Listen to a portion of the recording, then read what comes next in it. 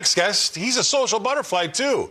Please welcome to the show, Dan Geltrude. Dan, like I said, I'll let you have this, but I took a lot of heat. I was very public in my in saying that I didn't think they should shut this economy down. And I said also at the time, I think the ramifications will hurt us for 20, maybe 30, maybe even 40 years. And I hate to say it, but I think I'm right. What say you? Well, let me start with this, Scott. The only reason I do your show is because I'm lonely. So I'm suffering through the after effects of this pandemic. But listen, humans need live interactions with other humans, right? That's how we learn. That's how we develop. So being isolated throughout the workday, Scott, is simply unhealthy. So now we got this development of co-working, right, which can help with focus and commitment to tasks.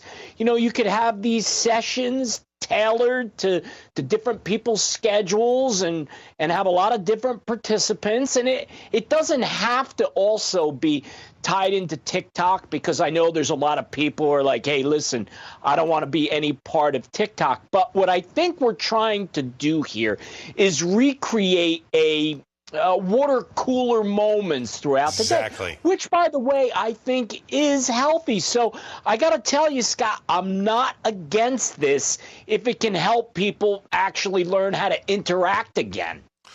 Yeah, right when you were talking, I wrote down two things. First of all, everybody knows I am against work from home wholeheartedly. Some other people in the business world say that's how you have to compete for kids nowadays. You have to have that be an option. I'm sorry, I would just I don't know what I would do if I was running a show, or running a firm, but I'm so far against it because of a few things.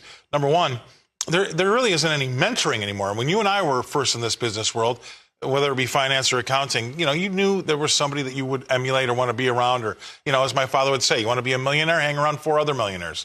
Well, you want to be a successful person in your industry, go hang around those 4 other guys. And by the way, that doesn't even bring up the 4 or 5, the 4 or 5 nights a week you might go out in a month just to be with those guys and have a couple of beers. That goes a long way with me, number one.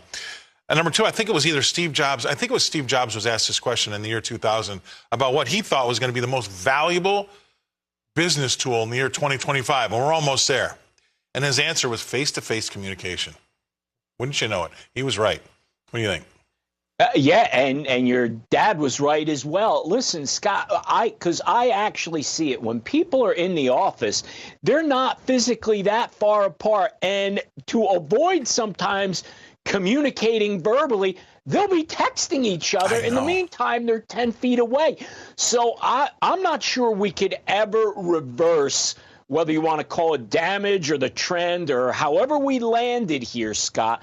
This is how it is. So if I had my way, if I truly had my wish, I would have all my employees coming into work every day, because I think there are far more benefits to that than a telecommuting. I understand you could save money and there are some benefits there, but being face to face with people far outweighs anything else. It is. It's just sad. You're right. Well, and the other thing is when it comes to dollars and cents, Dan, I would also say if I was running that virtual place that I talk about, I'm not running.